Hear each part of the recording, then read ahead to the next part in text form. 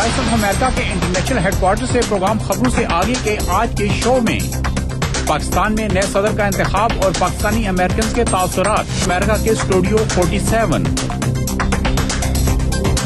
السلام علیکم ناظرین، میں ہوں آپ کا میزبان کوکب پرشوری اور میں ہوں عائشہ خالد۔ آپ سب کو ہمارے شو میں خوش آمدید۔ ناظرین، گزشتہ ہفتے پاکستان میں نئے صدر کے انتخاب کو بہت سے مبصرین ملک میں 18 فروری کے انتخاب کے بعد شروع ہونے والے جمہوری عمل کا تسلسل اور ایک مثبت پیش رفت قرار دے رہے ہیں۔ وہیں اس بات پر بھی زور دیا جا رہا ہے کہ ہر پارلیمانی نظام جمہوریت کی طرح پاکستان میں بھی صدر کا کردار علامتی ہونا چاہیے اور امید کی جانی چاہیے کہ پریزیڈنٹ الیکٹ آصف علی زرداری صدر کی حیثیت سے اپنا یہ کردار ادا کریں گے۔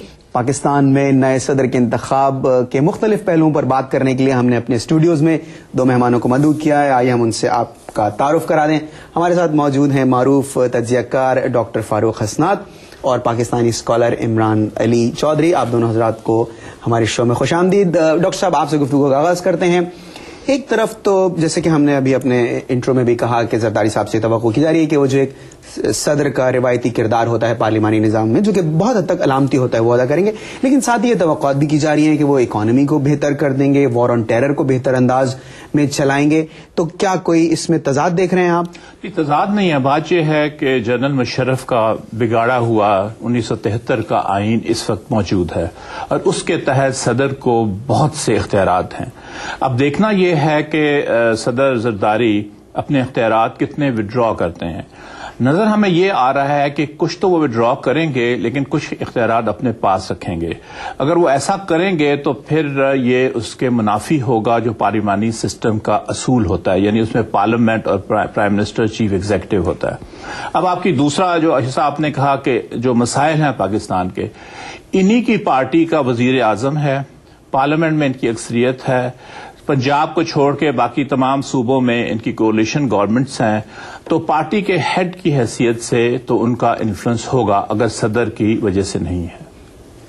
عمران، یہ بتائیے کہ اس وقت پاکستان جو ہے بحیثیت قوم، بحیثیت ملک بہت سے چیلنجز کا شکار ہے، جیسے اکانومی کی سچویشن ہے اس وقت، لا اینڈ آرڈر کی سچویشن ہے اس وقت۔ تو اگر ملک کو اس وقت ایک صحیح سمت میں ڈالنا ہو تو آپ کے خیال میں وہ کون سا ایک ایسا چیلنج ہوگا یا ایشو ہوگا جس کو کہ ایڈریس کرنا اس وقت حکومت کے لیے سب سے اہم ہے؟ ایسے چیلنجز تو بہت ہیں، 4-5 جن کو آپ نے گنوا دی، لیکن اس کے لیے فنڈامنٹلی جس چیز کی ضرورت ہوگی وہ یہ ہے کہ PPP کے PMLN کے ساتھ تعلقات کیسے ہوتے ہیں، اور پنجاب سینٹر میں جو 90s کی دہائی کی سیاست تھی اور جو کانفرنٹیشن تھی وہ ہوتی ہے کہ نہیں ہوتی۔ اگر ہم اس طرف چلے گئے تو پھر ہم چیلنجز سے ہٹ جائیں گے اور پھر نہ آپ کی اکانومی آن ٹریک آ سکے گی، اور میرے خیال میں اس کے لیے بہت اچھا ہو اگر ہمارے صدر زرداری جب پہلا اعلانات کریں اس میں وہ باقی ماندہ ججز کو ریسٹور کر دیں تو بہت پازیٹیو سٹارٹ ہوگا اس صدارت کا۔ عمران، آپ نے 90s کی طرف اشارہ کیا، جو بھی اس وقت خدشات جمہوریت کے حوالے سے پائے جاتے ہیں وہ 90s کی جو پالیٹکس ہے اس کا شاخسانہ کہا جاتا ہے۔ یہ بتائیے کہ is it being over optimistic, یا آپ کے خیال میں واقعی میں جو نواز شریف نے کردار ادا کیا یا اپوزیشن نے ان جنرل کردار ادا کیا اس الیکشن میں، بہت ایک طرح کی خیر سگالی دیکھنے میں آئی؟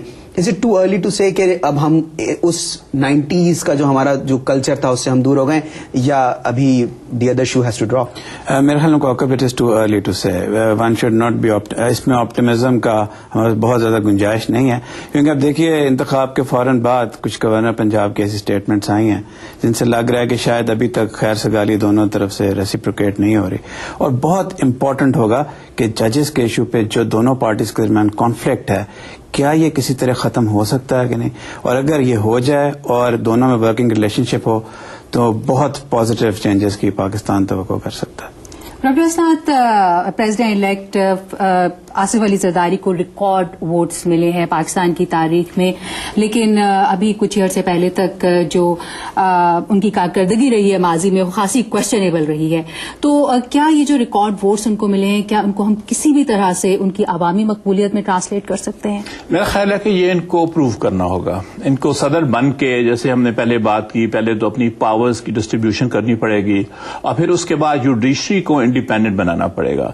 अगर यही जुडिशरी सुप्रीम कोर्ट की रही जो अब है, और पार्लियामेंट में भी उनकी अक्सरियत है, वजीर आज़म भी उनका है, और सदर के भी इख्तियारात रहे, तो फिर जो बैलेंस होता है स्टेट के अदारों में वो नहीं रहेगा, वो वन साइडेड हो जाएगा। और जब वो वन साइडेड हो जाएगा तो उससे डिस्टेबल होगा पूरा माशरा। तो इसलिए ये हमने आगे चल के देखना है कि क्या ये पावर्स विड्रॉ करते हैं, कितनी करते हैं, और उसके बाद जो दूसरी सियासी जमात, क्योंकि जमहूरियत का सिर्फ ये मतलब नहीं होता कि आपने वोट लिए और आप पावर में आ गए।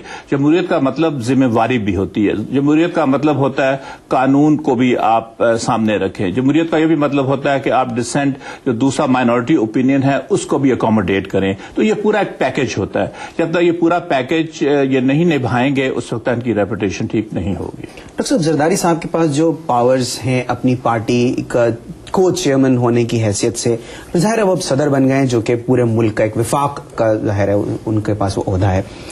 उनके पास ये powers, is it a blessing और नॉट? क्योंकि अगर वो ये पावर्स रख कर, ज़ाहिर है जिस तरह से आप कह रहे हैं कि प्राइम मिनिस्टर भी उनका, चीफ मिनिस्टर भी उनके, तो वो एक तरह से इन्फ्लुएंस कर सकते हैं। लेकिन अगर वो ये सब पावर्स कंसीड कर देते हैं, छोड़ देते हैं, तो फिर वो किसी तरह से इन लोगों को इन्फ्लुएंस नहीं कर सकेंगे अच्छी गवर्नेंस के लिए। तो आपके ख्याल में ये पावर्स रखनी जरूरी है या नहीं? देखिए काका, बात यह है कि यहाँ पे इंडिविजुअल्स की बात नहीं है या शख्सियत की, यहाँ पे बात है अदारों की।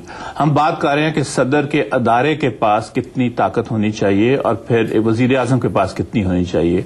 अगर तो हमारा पार्लियामेंट्री सिस्टम, या तो ये सदारती निजाम डिक्लेयर कर दें, आइन में तरमीम कर दें 73 के, और सदारती निजाम, फिर तो ठीक है। अगर ये फाउंडिंग फादर्स ने, कायद आजम मोहम्मद अली जिन्ना, लियाकत अली खान और दूसरों ने अगर ये फैसला किया था कि पाकिस्तान पार्लियामेंट्री जमहूरियत होगा, तो फिर हमें उन्हीं पे चलना है, उन्हीं असूलों पे। Thank you very much doctor साहब। इमरान, आपका भी बहुत बहुत शुक्रिया। और अब हम चलते हैं अपने शो में अगले पैकेज की जाने।